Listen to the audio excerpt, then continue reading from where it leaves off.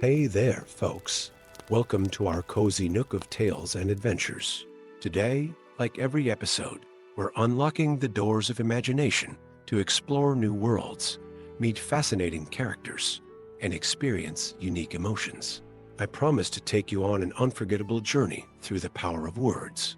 So, get comfy, grab your favorite drink, snuggle into that perfect spot, and get ready to lose yourself in a new story.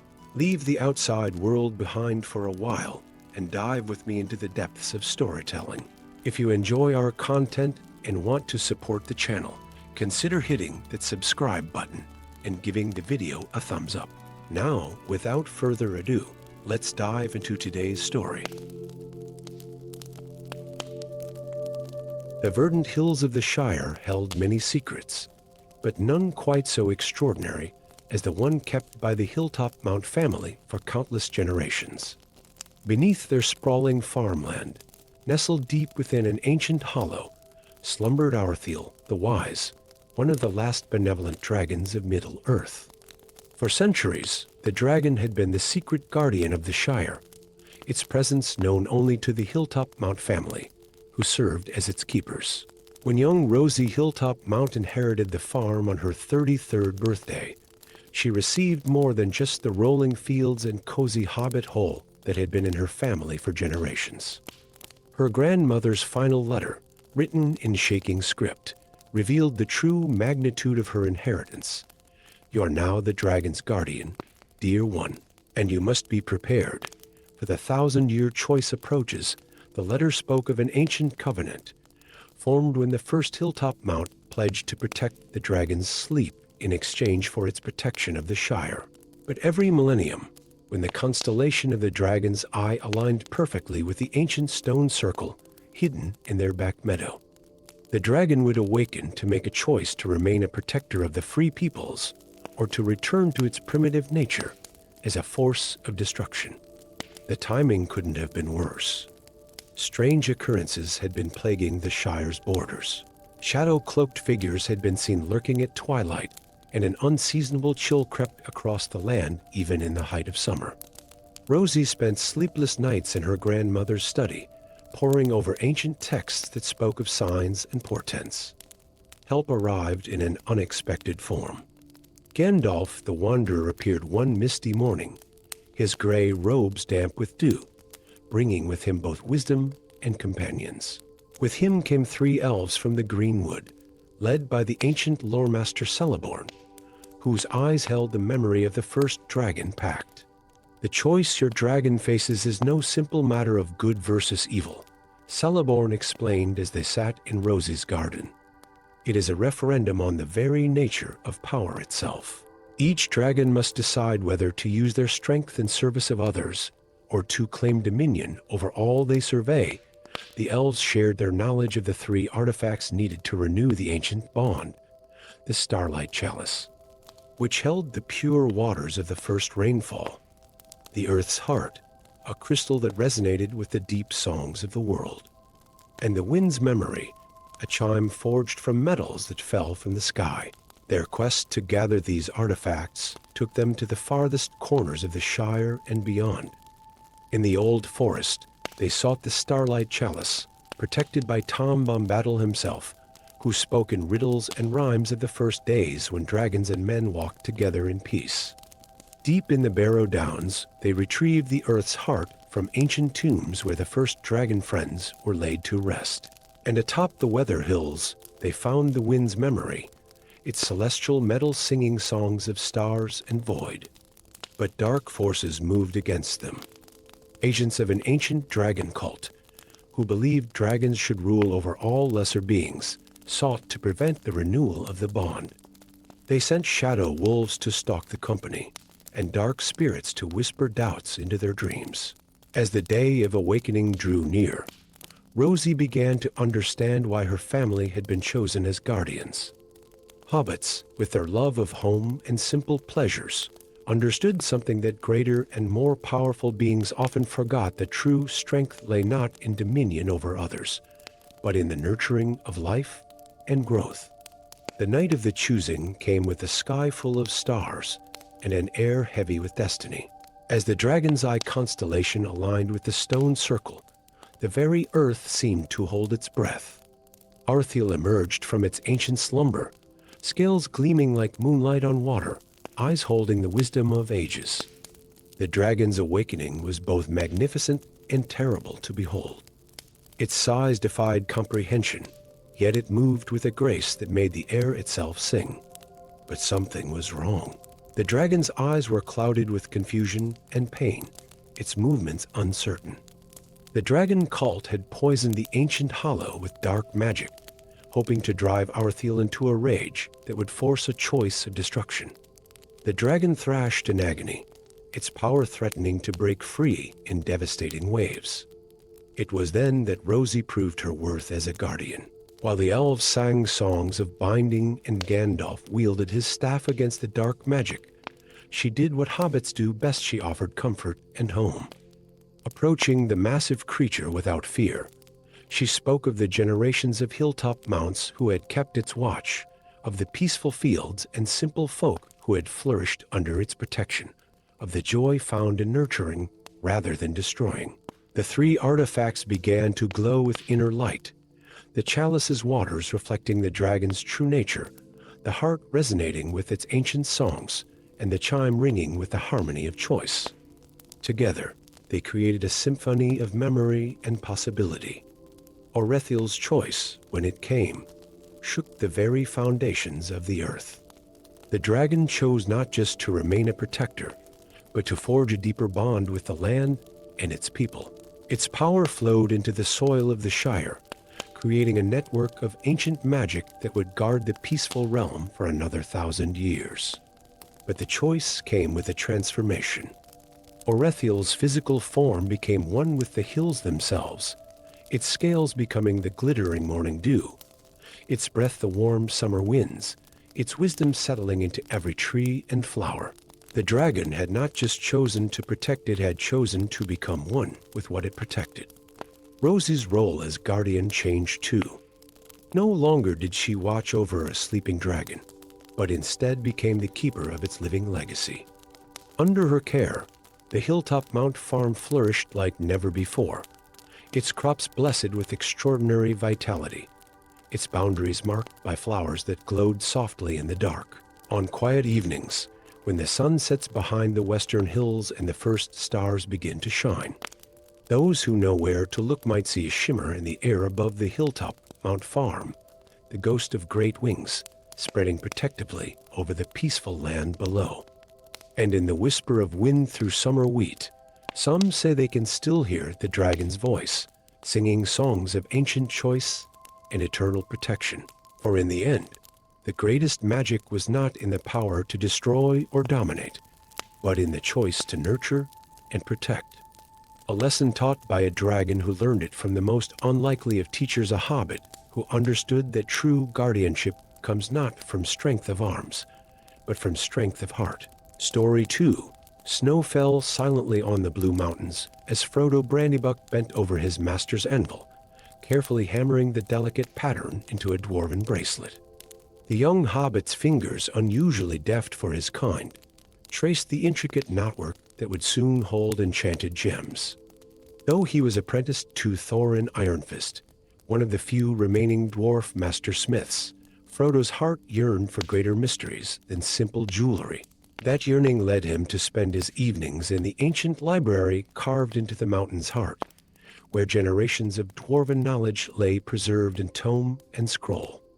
It was there, on a bitter winter's evening, that he discovered the book that would change everything, a leather-bound volume whose pages seemed to shimmer in the lamplight, its script appearing and fading like embers in a dying fire.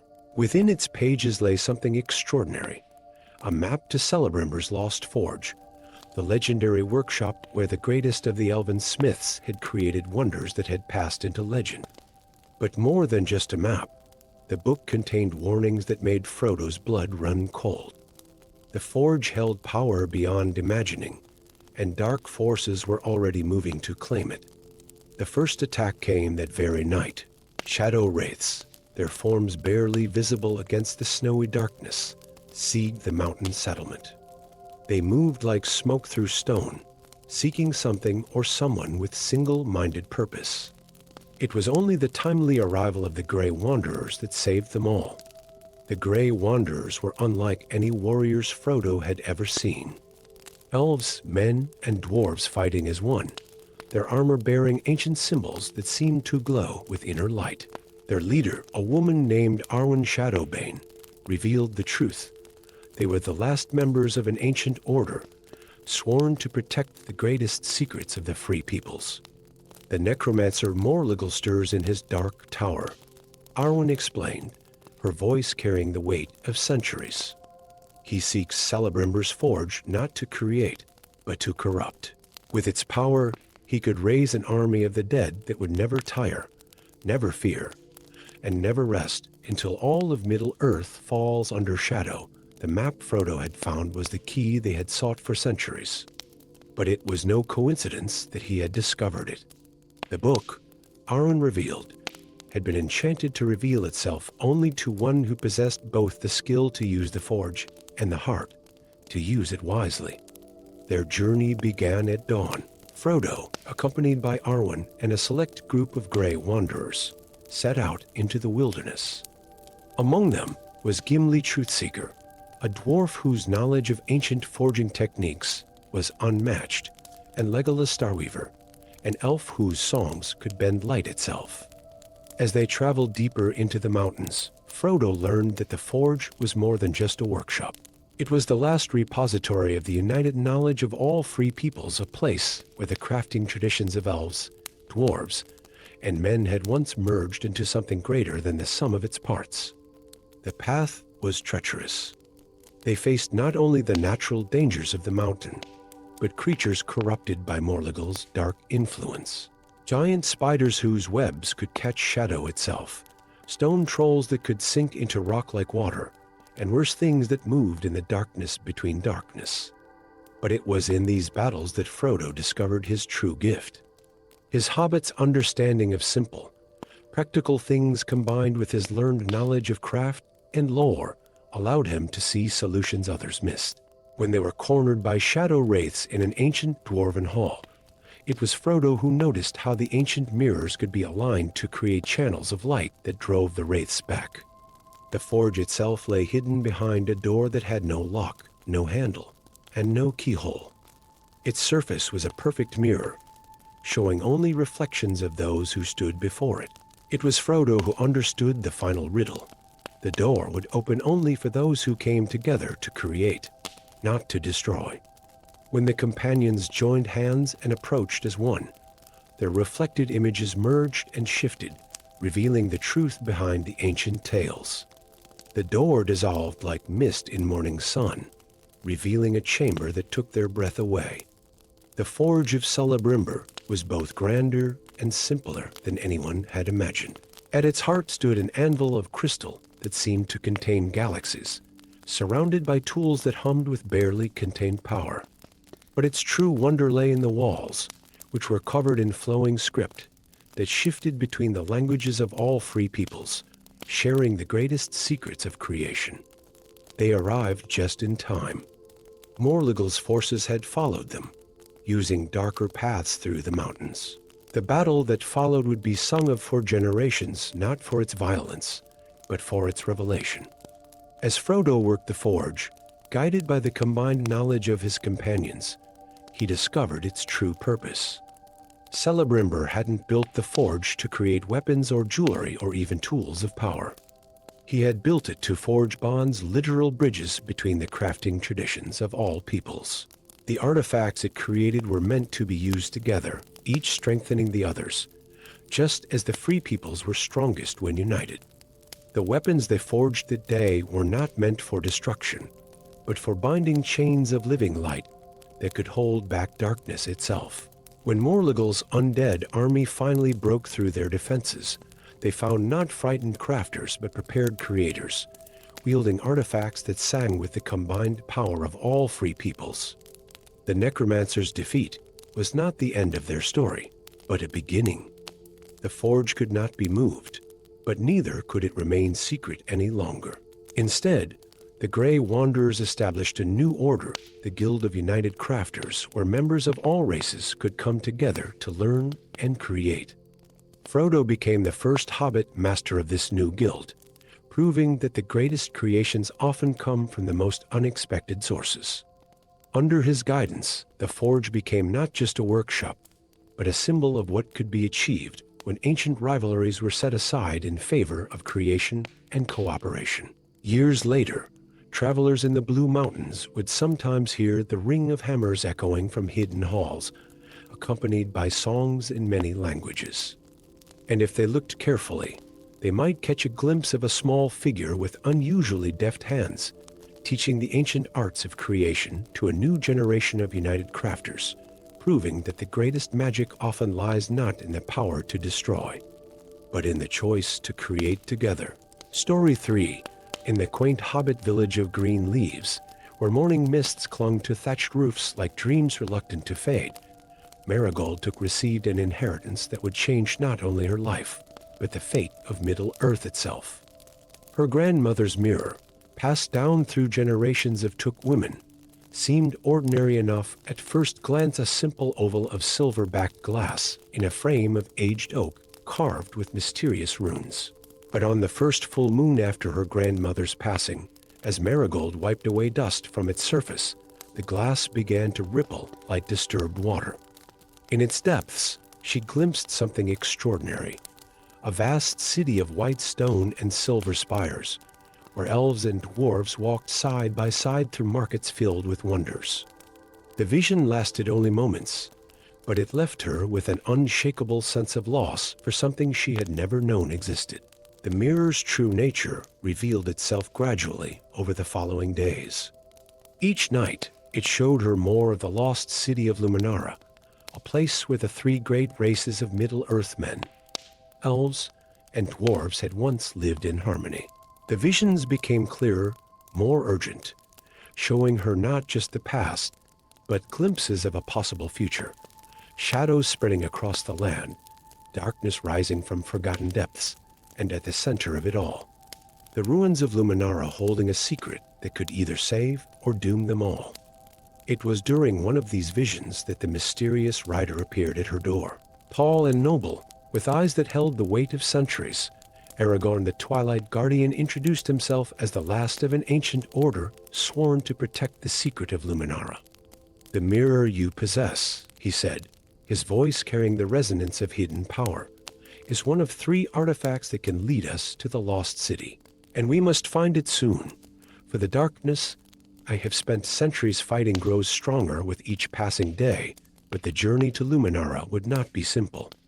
The city, Aragorn explained, had not been destroyed by betrayal, as the old stories claimed, but had been deliberately hidden by its own inhabitants to protect something of immense power, something that could reshape the very fabric of Middle-earth itself. Their quest began the next morning, with Marigold leaving behind her comfortable hobbit hole for the unknown. The mirror, carefully wrapped in elvish silk, pulsed with a soft light that seemed to guide their way. They traveled first through the old forest, where the trees themselves whispered ancient secrets, and then across the weathered hills, where stone giants slumbered beneath centuries of moss and memory. Along the way, the mirror revealed more of its powers. It showed them not just visions of the past, but reflections of truth hidden behind illusion. When they encountered a group of travelers at a crossroads, the mirror revealed them as shape-shifting servants of the darkness, leading to a fierce battle that left Marigold questioning everything she thought she knew about her own courage. Aragorn proved to be more than just a guardian. His knowledge of ancient lore and forgotten paths kept them moving forward, even as the forces of darkness gathered around them. He taught Marigold to read the runes on the mirror's frame, words of power from the First Age that spoke of a choice made long ago. In unity lies strength, in division our fall, when 3 become 1. Darkness shall call. Their journey took an unexpected turn when they discovered a hidden dwarven library carved into the heart of the Misty Mountains.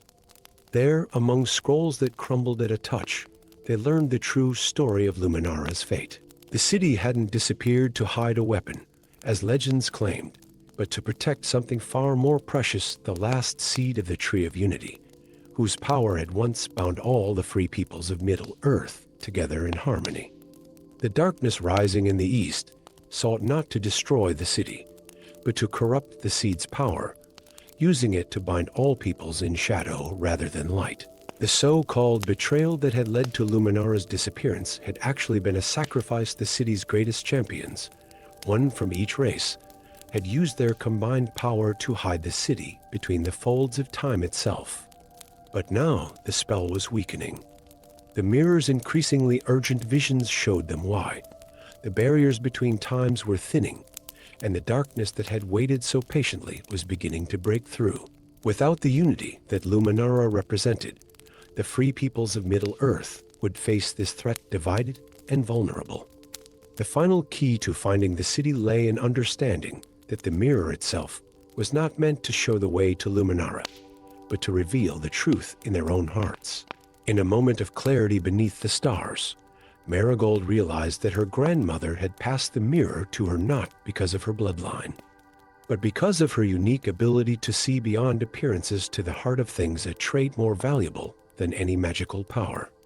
The city of Luminara finally revealed itself not through magic or might, but through an act of trust.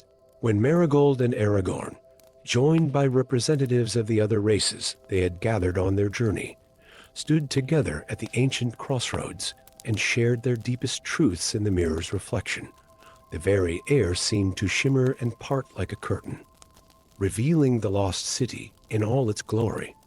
But their arrival was not the end of the story, only its true beginning. For the seed of the Tree of Unity had grown in secret all these centuries, its roots spreading throughout Middle-earth, waiting for the moment when the free peoples would choose to come together again.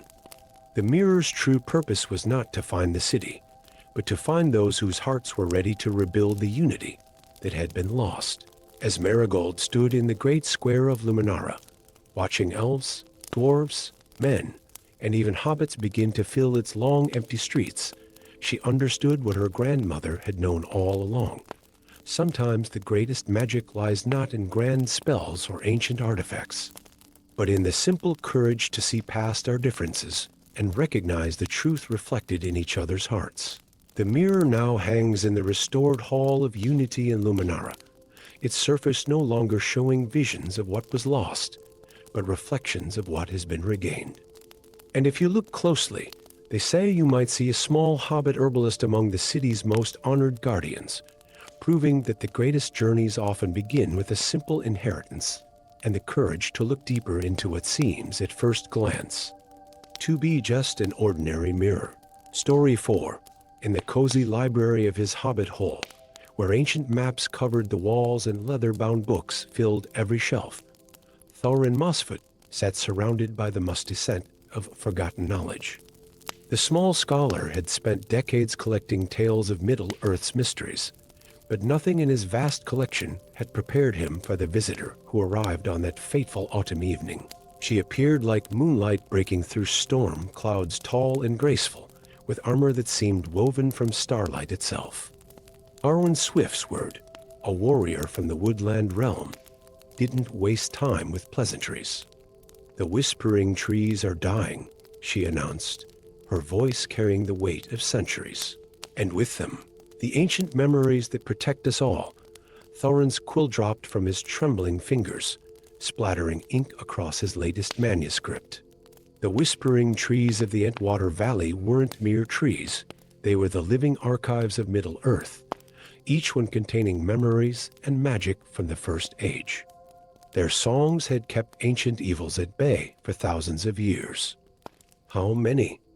he asked, already reaching for his traveling cloak. "7 have fallen silent in the past month," Arwen replied, her silver eyes reflecting grief as ancient as the forests themselves. "The Ents are in council, but they move too slowly. Whatever is killing the trees works faster than their deliberations. That very night, they set out for the Entwater Valley." Thorin had never traveled so far from the Shire, but the gravity of the situation overrode his hobbit's natural inclination for comfort. They were joined on the road by 3 Ents Barkbird the Elder, Rootsinger, and young sapling whistle, who moved with unusual haste for their kind. The journey through the old forest was tense with foreboding. The usual whispers of leaves seemed muted, as if the very trees were holding their breath. Even the birds sang softer songs, their melodies carrying notes of warning rather than joy. It was at the edge of the Entwater Valley that they first saw a sight that would haunt Thorin's dreams for years to come. A whispering tree, once towering and magnificent, now stood gray and lifeless. Its leaves, which should have shimmered with the golden light of ancient memories, hung dark and still. It's as if something has drunk its very essence. Barkbird rumbled, his voice like shifting earth. Room. This is no natural death. They made camp beneath the dead tree's branches. And that night, Thorin recorded everything he could remember about the whispering trees in his journal. They were planted by the first Ents, he wrote, using seeds blessed by the Valar themselves. Each tree holds memories of critical moments in history, battles won, alliances forged, secrets that could unmake the world if they fell into the wrong hands. Their investigation took an unexpected turn when they encountered a group of dwarves emerging from an ancient mineshaft nearby. The dwarves were led by Durin's Beard, a master miner whose eyes carried a haunted look. After much persuasion, he revealed their terrible secret. "We delved too deep," he confessed. "Beneath the roots of the mountains, we found something. Something that should have remained buried." The truth emerged slowly, like water dripping in deep caves. The dwarves had discovered an ancient chamber sealed with warnings and languages so old even the elves had forgotten them. Inside, they found what appeared to be a pool of liquid darkness, a remnant of the void that existed before light came to Middle-earth. "It feeds on magic," Durin's Beard explained, his voice trembling. "We tried to contain it, but it spreads through the deep roots, following the old magic up to the surface. The whispering trees, being the most potent sources of ancient magic, are its primary targets. Together, they formulated a desperate plan. The Ents would use their deep connection to the earth to track the void pool's underground movements. The dwarves would use their mining expertise to dig strategic trenches, cutting off its path to the remaining trees. Arwen would lead a team to collect sacred water from the springs of Lothlorien, known for its purifying properties. But it was Thorin who made the crucial discovery. In one of his oldest books, he found a reference to an ancient ritual that could transmute magical energy into a different form, one that the void pool couldn't consume. The catch? The ritual required a volunteer to serve as a living vessel for the tree's memories. The decision was made during a council that lasted through the night. Thorin, whose love for lore and history ran deeper than any hobbit hole, volunteered to become the vessel. After all, he said with a weak smile, what better place to store precious memories than in a hobbit's mind? We're quite good at keeping secrets. The ritual took place at dawn, beneath the branches of the largest remaining whispering tree. As the Ents sang songs of power and the dwarves worked their own earth magic, Arwen channeled the sacred waters of Lothlorien. Thorin stood at the center, feeling thousands of years of memories flowing into his mind like a river of liquid light. The void pool surged upward one final time, a column of absolute darkness reaching for the sky. But when it tried to feed on the tree's magic, it found nothing to consume. The memories had already been transformed, safely stored in the mind of one small hobbit. The price was high. Thorin's hair turned white as snow, and his eyes now shifted color like sunlight through leaves, reflecting the countless memories he carried. He could no longer live a normal hobbit life. Too many secrets and stories swirled through his thoughts, demanding to be preserved and protected. But Middle-earth was saved. The void pool, finding no magic to feed upon, eventually collapsed in upon itself, becoming nothing more than a dark stain in the deep rocks. The remaining whispering trees, though no longer containing their ancient memories, continued to grow and flourish, their branches reaching toward the sky in silent tribute to what had been sacrificed. Thorin returned to his hobbit hole, but it was changed now.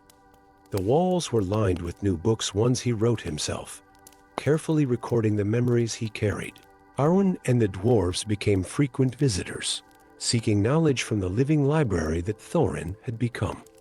The Ents would stop by his garden, standing silent for days as he shared with them the memories of their ancestors. And on quiet evenings, when the sun set behind the hills of the Shire, one might find Thorin sitting in his garden, eyes closed, smiling softly as he listened to the whispers of ages past. For though the great whispering trees had fallen silent, their songs lived on in the heart and mind of one brave hobbit who dared to become a keeper of history itself. Story 5.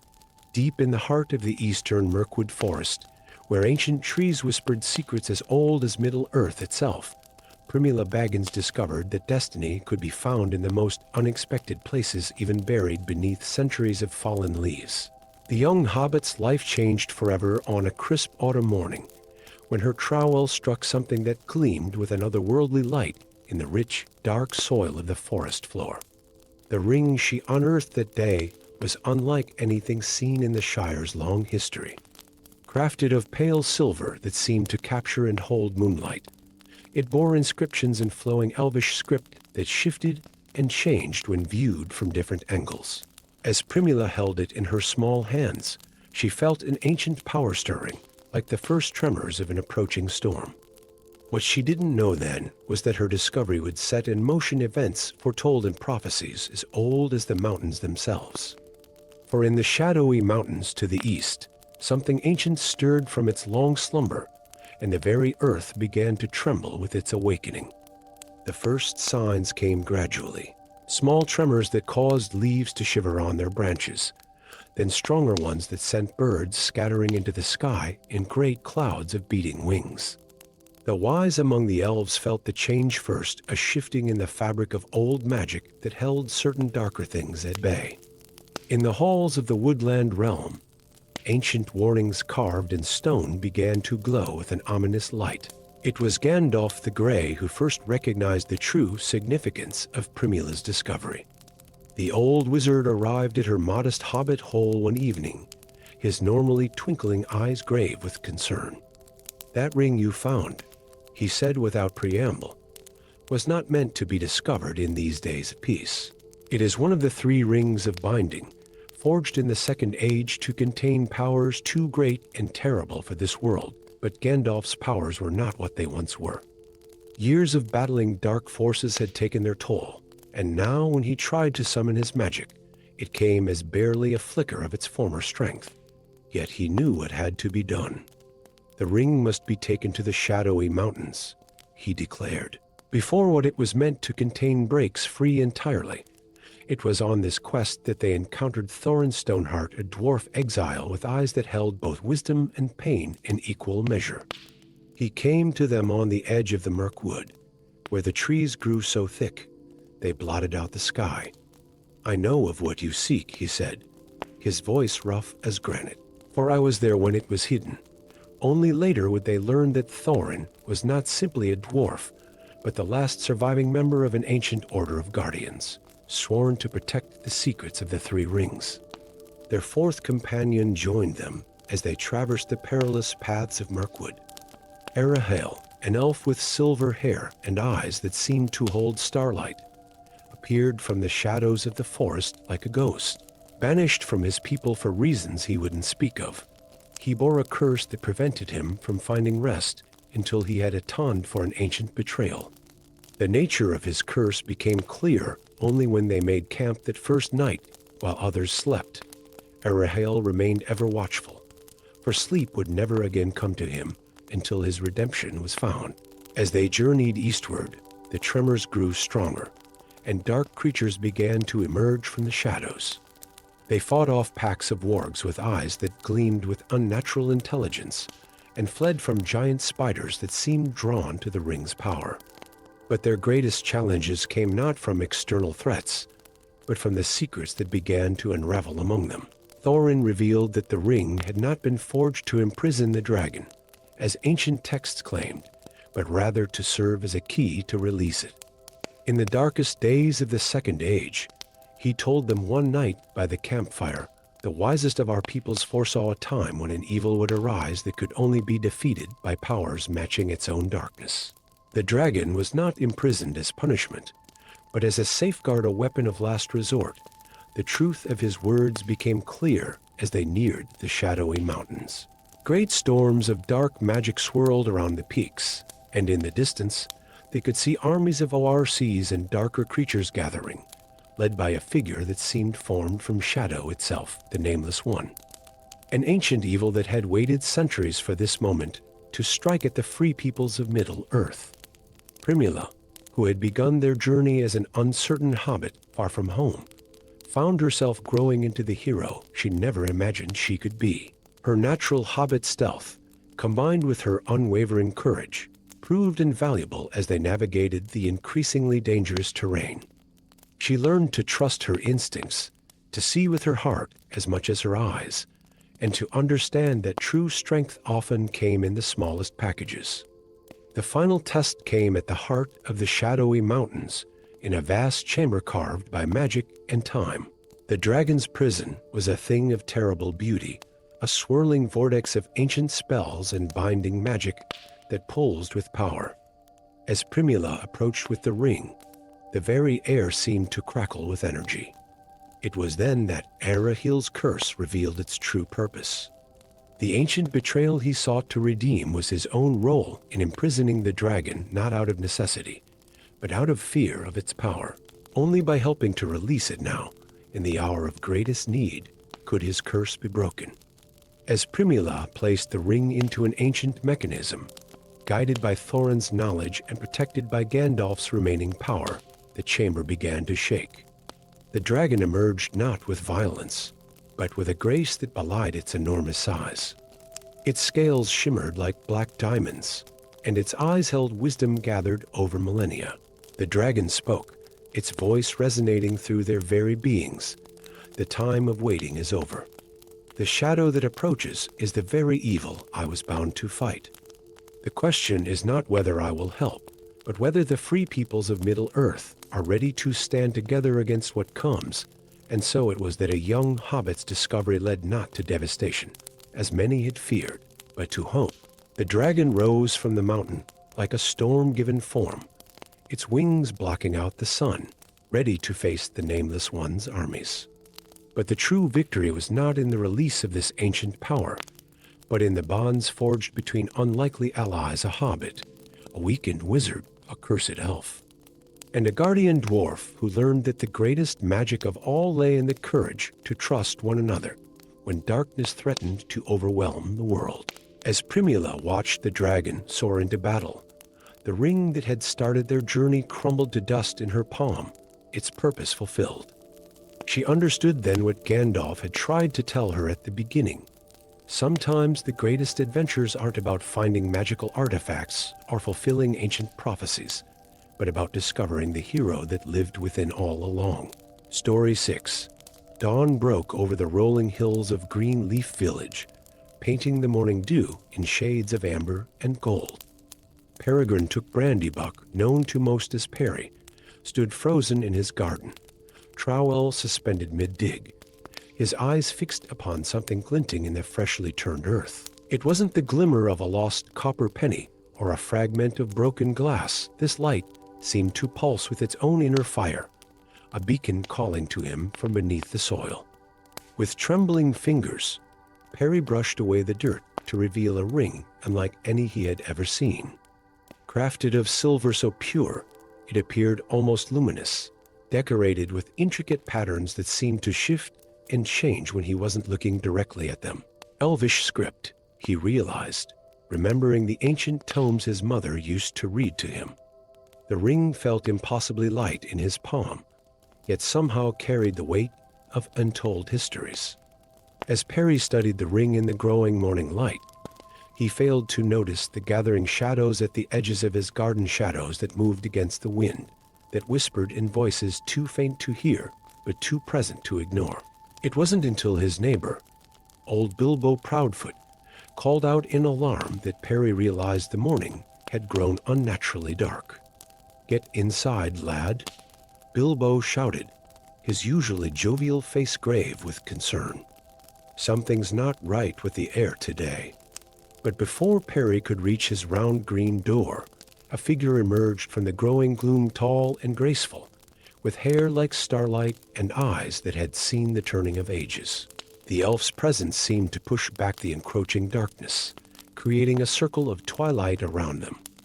"I am Elfriel," she said, her voice carrying the melody of ancient forests. "And you, Peregrine took Brandybuck, have found what many have sought for 1,000 years." That evening, Perry's cozy hobbit hole became host to an unlikely council. Elfriel was joined by a weather-worn figure in gray robes who introduced himself simply as Thorn, a wizard who had turned his back on his order to pursue forbidden knowledge. As they gathered around Perry's hearth, the truth of the ring began to unfold. "This ring," Thorn explained, his voice rough as autumn wind, was forged in the First Age by the High Elves of Rivendell. It was meant to be a bridge between the races of Middle-earth, a symbol of unity in dark times. But its power attracted darker forces, and it was hidden away here, in the Shire, where the wise believed its magic would slowly fade among the simple and pure-hearted hobbits. Elfriel's eyes reflected the firelight as she added, "But the ring's power has awakened, as have the ancient prophecies. They speak of a halfling guardian who would rise when shadow threatens to devour the light one who would unite the free peoples once more." Perry looked down at his hairy feet, then at the ring in his palm, its script now glowing with a pale blue light. "Surely you don't mean me? I'm just a gardener. I've never even left the Shire." "The greatest heroes," Thorn said softly, "often begin as those who least expect greatness." As if to emphasize his words, a bone-chilling howl echoed across the hills of Hobbiton. The shadows that had retreated with Elfriel's arrival now pressed against the windows with renewed vigor. The time for choice had grown short, and so, before the first stars appeared in the evening sky, Perry found himself hurrying down the back paths of the Shire, armed with nothing but his grandfather's walking stick, a pack of provisions, and the mysterious ring hung on a chain around his neck. Elfriel moved silently beside him, while Thorn brought up the rear, his staff occasionally glowing with a subtle light that kept the worst of the shadows at bay. Their journey took them through lands Perry had only heard of in stories, across the rolling plains beyond the Shire, through ancient forests where the trees whispered secrets in forgotten tongues, and finally to the foothills of the Shadow Mountains.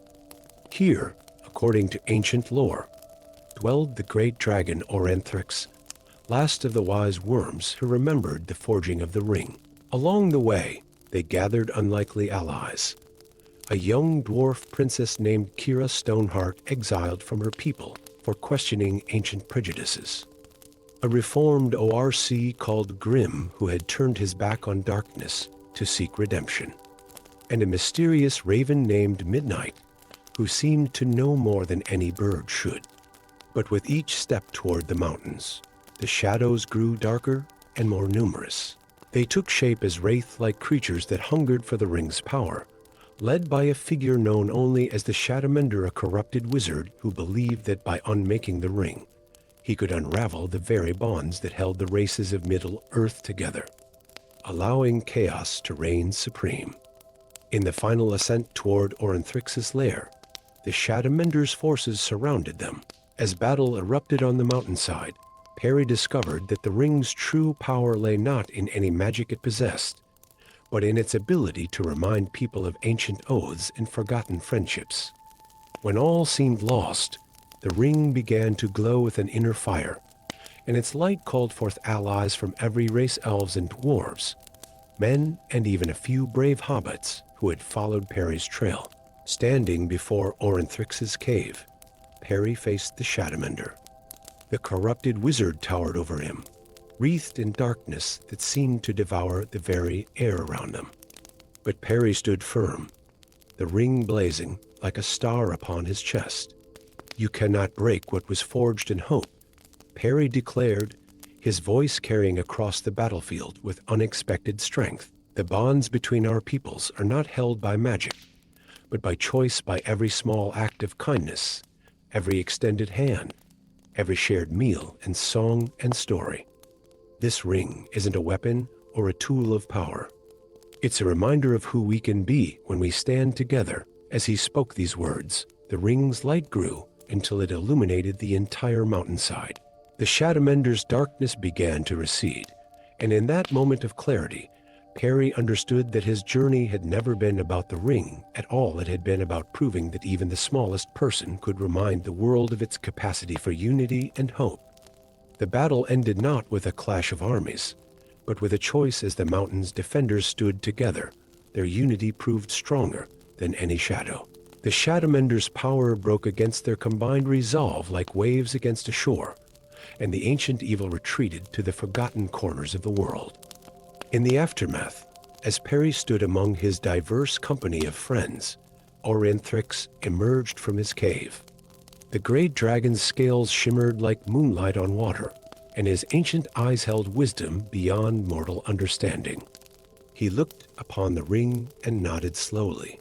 "The prophecy is fulfilled," the dragon rumbled, though perhaps not in the way anyone expected. "The ring has served its purpose not as a weapon of power, but as a catalyst for change, a reminder of the strength found in unity." Perry returned to Greenleaf Village changed, though not in any way visible to the eye. His garden still bloomed with the finest flowers in the Shire, and he still enjoyed his 7 meals a day. But now his table regularly hosted guests of all races: dwarves, elves, men, and even the occasional reformed. ORC. The ring remained with him, no longer glowing with otherworldly light, but serving as a simple reminder that sometimes the greatest magic lies not in ancient artifacts, but in the courage to reach across ancient divides and forge new friendships. And if shadows sometimes gathered at the edges of the Shire, they were kept at bay by the light of these newfound bonds, proving that even in the darkest of times, hope could be found in the most unexpected places, and heroes could rise from the humblest of beginnings. Story 7. Deep in the echoing halls of Moria, where shadows danced in the light of ancient crystals, Darina Ironfoot stood before a wall that shouldn't have been there. The young dwarf's fingers traced weathered runes that spoke not of her ancestors, but of something entirely unexpected: hobbits. The grimoire she had discovered in a forgotten library chamber lay open in her other hand, its pages illuminated by the soft blue glow of her mining crystal. "Impossible," she whispered, her voice carrying through the vast chamber.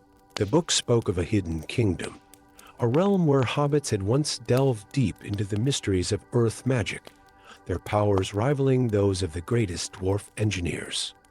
According to the ancient text, these hobbits had been master shepherds of stone and crystal, their magic flowing from an intimate connection with the very bones of the earth. A distant rumble shook loose centuries of dust from the ceiling, and Darina's grip tightened on her warhammer. The deep places had grown restless in recent months, with ancient things stirring in the blackness beyond the dwarven lights. She knew she needed help, not from her fellow dwarves, who would dismiss tales of hobbit magic as fantasy, but from someone who might understand the significance of her discovery. That's how she found herself, 3 days later, standing before a round green door in the Shire, watching as Marco Baggins peered at the grimoire through brass-rimmed spectacles. The Hobbit scholar's study was a cluttered paradise of maps and books, with scrolls spilling from every shelf and strange artifacts dotting every surface. By the Garden of Yavanna, Marco breathed, his fingers trembling as he turned the pages. "These are the lost writings of the deep delvers, my ancestors. We thought their knowledge had vanished in the Second Age." His eyes met Darina's with an intensity that seemed to transform the bookish hobbit. "There are stories, you see, passed down through the Baggins line. Tales of a time when some hobbits chose to go down rather than across, seeking wisdom in the depths while others sought green hills above." Before Darina could respond, another tremor shook the ground here, in the Shire, hundreds of miles from Moria. Marcho's teacups rattled in their saucers, and a shadow passed across the window that had nothing to do with clouds. "They're connected," Marco said softly. "The stirring in the deep places, the creatures emerging from forgotten holes. Something is awakening, Lady Ironfoot, and I fear our peoples remember only half of what we need to know to face it. The journey back to Moria was a race against time, with shadows growing longer and deeper with each passing day." Marco proved surprisingly resilient for a hobbit, keeping pace even as they descended through ancient dwarven halls. He moved with an odd surety, as if some part of him remembered paths his feet had never walked. In the depths, they found more signs of the ancient hobbit kingdom, delicate crystalline growths that sang with inner light, tunnels that seemed to have been grown rather than carved, and everywhere, the same flowing script that filled the grimoire. But they also found evidence of the rising darkness, claw marks in millennia-old stone, webs of shadow that ate light, and the distant sounds of things that skittered and slithered in the black. The deep delvers didn't just shape stone, Marco explained as they worked to decipher a vast mural deep beneath the eastern halls. They communed with it. They understood that the earth itself was alive, that it dreamed. They learned to dream with it, to guide its shaping, his hand pressed against the wall, and for a moment, Darina could have sworn she saw the stone ripple like water. Their breakthrough came in an ancient chamber where the architectures of dwarf and hobbit merged. Here, crystal spires rose like trees of light, their branches intertwining with dwarven archways in a display of collaborative craftsmanship lost to time. But at the chamber's heart lay darkness, a pit from which emerged creatures of shadow and stone, twisted parodies of the earth's natural children. They were guardians once, Marco said, reading from inscriptions around the pit's edge. Created by the deep delvers and the dwarven kings together to protect the deep places. But something has corrupted them, turned them from their purpose as the shadow creatures surrounded them. Darina and Marco stood back to back. The dwarf's war hammer glowed with runic light, while the hobbit clutched the grimoire, frantically searching its pages for anything that might help. The creatures pressed closer, their forms shifting between solid and shadow, stone and void. Then Marco began to sing. It wasn't a hobbit drinking song or a dwarven battle chant, but something older, a melody that seemed to rise from the stone itself. Darina felt the vibrations through her boots, through her bones, and understood. She added her voice to his, her dwarven harmonies interweaving with his ancient hobbit words. The crystal spires resonated with their song, and light began to pulse through the veins of stone in the walls.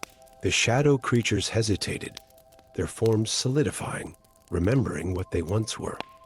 Through their combined magic, the deep craft of the dwarves and the earth dreams of the ancient hobbits, they began to heal the corruption that had twisted the guardians. In the days that followed, Darina and Marco worked to restore the ancient wards and magics that had once protected the deep places. They discovered that the deep delvers hadn't vanished.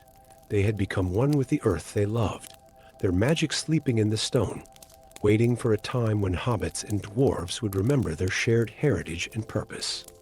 Word spread through both communities. Some scoffed at the tales of hobbit magic and dwarven song, but others remembered older stories, deeper truths. Slowly, delegates from both peoples began to make the journey to the restored chamber, which became known as the Hall of Harmony. Darina Ironfoot became known as the dwarf who listens, teaching others to hear the music in the stone.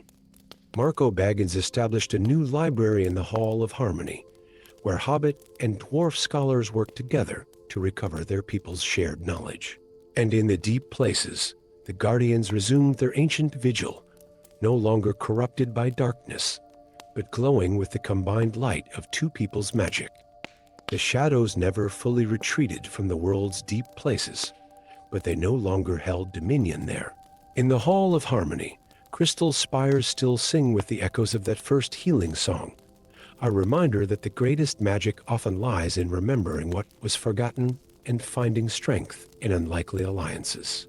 And sometimes, on quiet nights, visitors to the hall speak of hearing distant melodies, dwarf song, and hobbit voice combined rising from the very stones, as if the deep delvers themselves are still there, dreaming their ancient dreams of harmony between all peoples of Middle-earth. Story 8. The morning sun had barely crested the rolling hills of the Shire when an enormous shadow swept across the great hall of Brandy Manor. Adelard Rockfoot, Thane of the Shire, looked up from his morning paperwork to witness a sight not seen in Hobbit lands for over 1,000 years. A great eagle, its wingspan wider than the manor itself, descending from the clouds. The magnificent creature crashed more than landed in the manor's garden, scattering prize-winning tomatoes in its wake. Its golden feathers were matted with what appeared to be frost, despite the summer warmth, and clutched in its massive talons was a scroll case made of silver and moonstone. Grandfather. Primula Rockfoot burst through the door, her adventurer's boots muddy and her wild hair escaping its eyes. There's a oh. She stopped short at the sight of the Thane already standing at the window, his weathered face grave. Get Ranger Hawthorne, Adelard said quietly. He should still be at the Western Watch. As his granddaughter dashed away, he approached the injured eagle with careful steps. The great bird's eyes, deep as mountain pools, fixed upon him with ancient intelligence. The eagle's beak parted, the oath. Remember the oath, it managed, before its head slumped to the ground. Within the hour, Ranger Hawthorne arrived, his dark cloak billowing behind him. Though he appeared human, there was something in his bearing that spoke of older bloodlines. The ranger's eyes widened at the sight of the great eagle, now being tended to by hobbit healers who looked comically small beside it. Together, they opened the scroll case. Inside was a piece of parchment covered in spiraling script that seemed to move like flowing water. As Adelard touched it, the script reformed into words he could understand. When shadow walks on wingless feet, and ancient sleepers stir to meet the darkness rising in the east, the small folk must remember these, the oath of wing and earth combined. When eagles bore the ground-bound kind through storm and shadow, fire and fear, to forge a bond both strong and dear, the eagle oath, Hawthorne breathed. I thought it only a legend, but before he could explain further, a bone-chilling howl echoed across the Shire's eastern borders.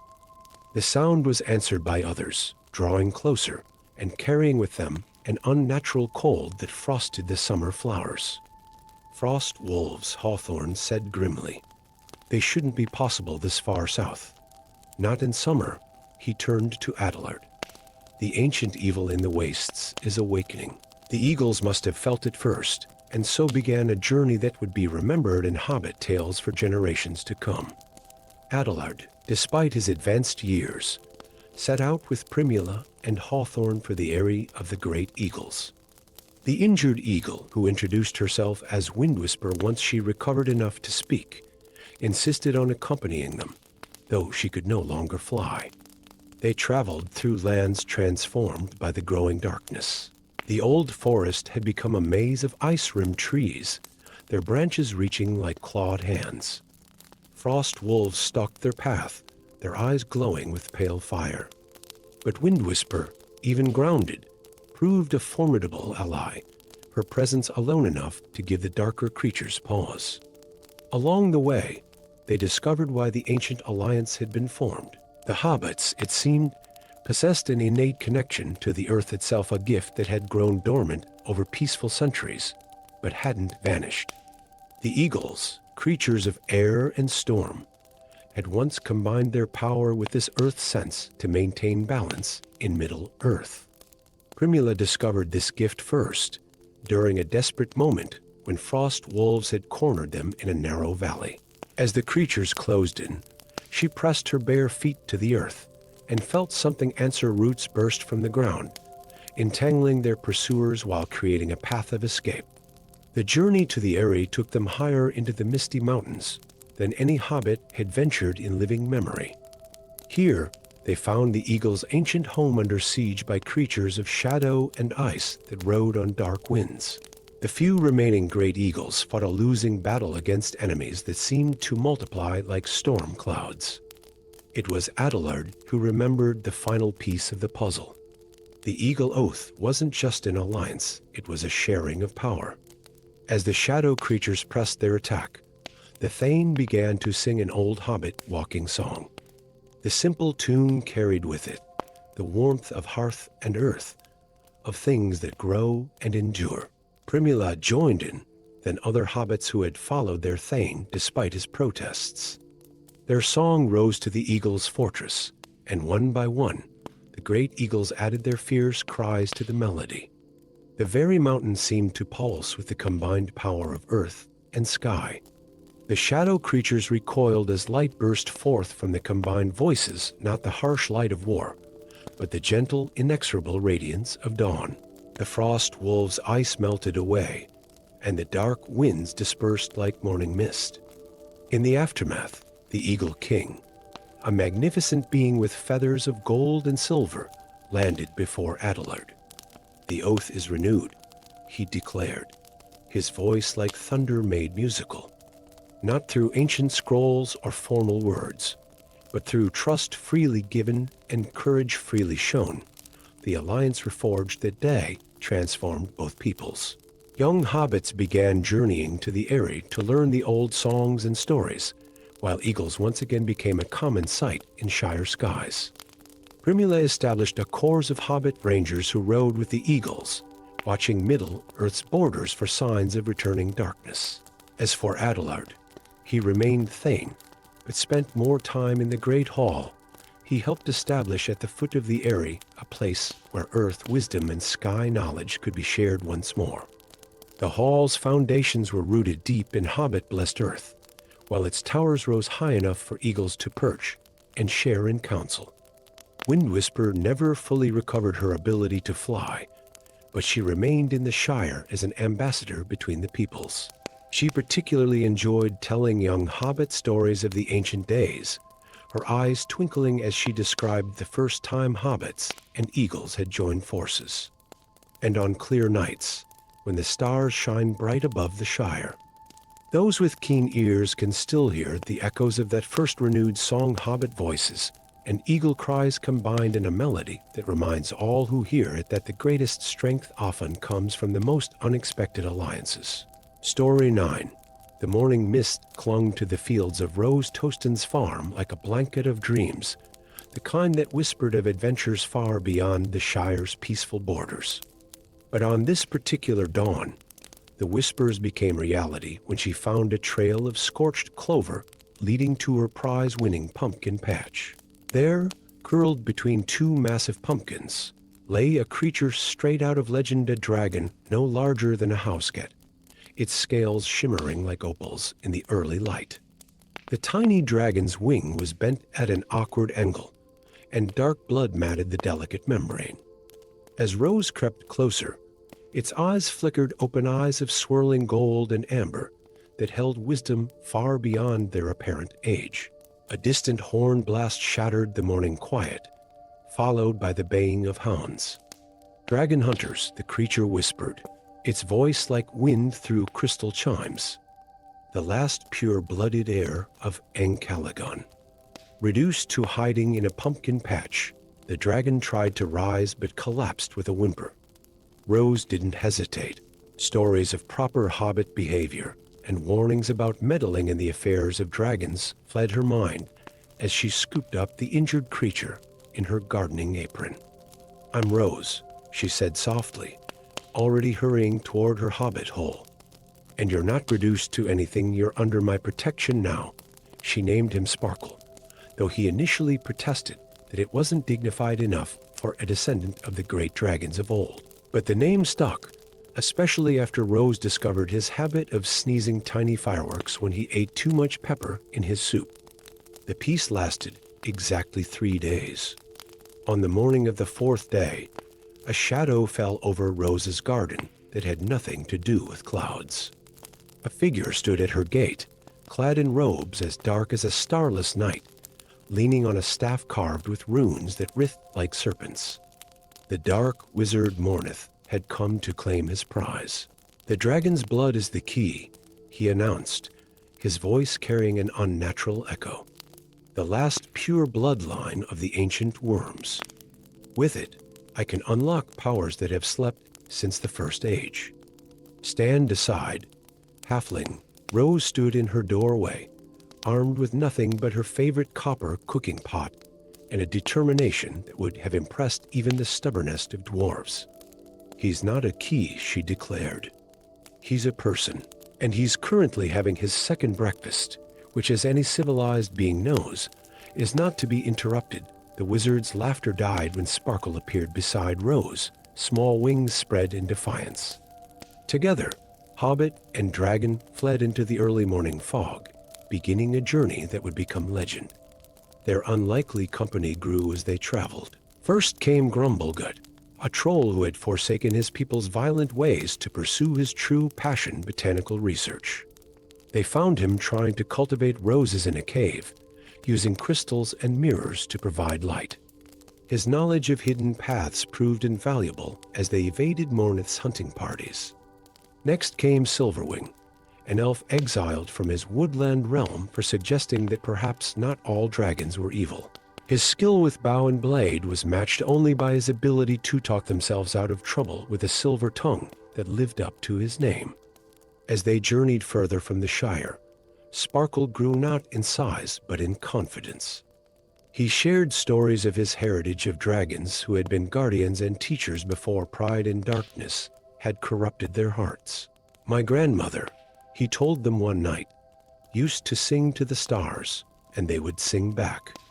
She taught me that true power lies not in what you can destroy, but in what you choose to protect." Mornith's servants were never far behind shadow wolves with eyes of flame, dark ravens that spoke with their master's voice, and worst of all, the soul hunters, twisted beings that had once been great mages before the dark wizard had enslaved them. But for every danger they faced, the companions found unexpected aid. A colony of hedgehogs that confused the shadow wolves' sense of smell, wind spirits that scattered the dark ravens, and ancient standing stones whose lingering magic repelled the soul hunters. The final confrontation came not in some grand battlefield, but in a humble valley where the first dragons were said to have learned magic from the stars themselves. Mornith had cornered them at last, his power at its peak under the dark moon. "You cannot comprehend what you're protecting," the dark wizard sneered at Rose. "That creature's blood could reshape the world." "I comprehend perfectly well," Rose replied, standing firm. "I'm protecting a friend who loves dandelion tea, enjoys ridicles, and still can't figure out how to not burn toast when he tries to help with breakfast." It was then that Sparkle revealed his grandmother's final gift. As Mornith reached out with dark magic to seize him, the small dragon began to sing. It was not the terrible roar of conquest that his ancestors had become known for, but a gentle melody that seemed to call down the very stars themselves. Rose found herself joining the song, her clear hobbit voice weaving through Sparkle's crystalline tones. Grumblegut's deep rumble and Silverwing's ethereal notes completed the harmony. The music spoke of home and hope, of friendship and faith, of the magic that exists in small kindnesses and everyday courage. The stars themselves seemed to descend, their light weaving through the song until it became a tangible force. Mornith's darkness shattered against it like shadows against the dawn, and the dark wizard himself was transformed, not destroyed, but reduced to a simple wanderer, his memories of power and darkness burned away by starlight. In the aftermath, Sparkle made a choice that surprised them all. Though he had regained his full power through the starlight song, he remained small, explaining that he had grown rather fond of being able to curl up in Rose's best armchair. They returned to the Shire as heroes, though most hobbits politely pretended not to notice. Rose's garden became a sanctuary of sorts, a place where those seeking wisdom or healing might find a small dragon tending to moonflowers, or a hobbit and a troll discussing the proper way to prune roses. or an elf singing ancient songs to help the vegetables grow. And on clear nights, visitors to Rose's Hobbit hole might hear an unusual chorus hobbit, dragon, troll, and elf singing to the stars. And sometimes, just sometimes, the stars would sing back, their light dancing like fireflies in the garden where a most unexpected friendship had first taken root. The dragon hunters never returned to the Shire, though whether from fear of Sparkle's power or Rose's cooking pot remained a matter of debate. As for Mornith, tales spoke of a wandering beggar who had discovered a talent for growing herbs and making remedies, his dark past forgotten, but his future bright with possibility. And so, it was that the greatest magic of all proved to be not in ancient bloodlines or dark rituals, but in the simple courage to look at something different and see not a threat, but a friend in need of a good second breakfast. Story 10.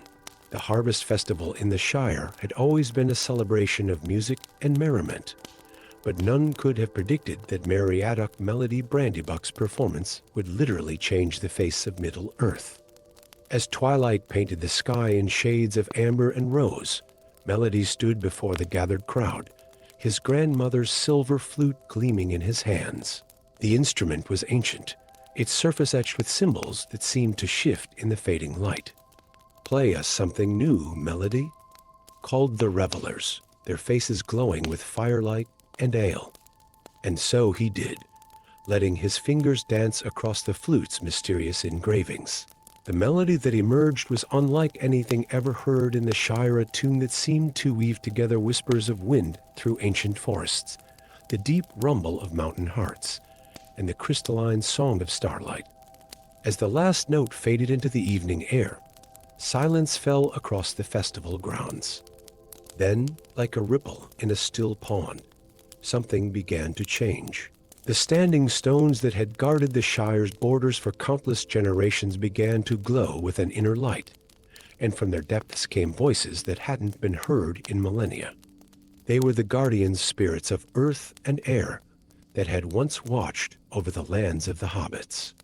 But with them came something else, something that had also been bound by the ancient magical seals.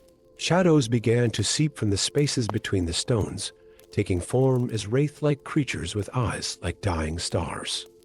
The song of unbinding whispered an elderly hobbit, her face pale in the otherworldly light. The melody that was never meant to be played again. Within days, the Shadow Army began its advance. These were not mindless wraiths, but the remnants of an ancient force that had once sought to claim the Shire, believing that within the hobbits' connection to the earth lay the power to control all of Middle-earth.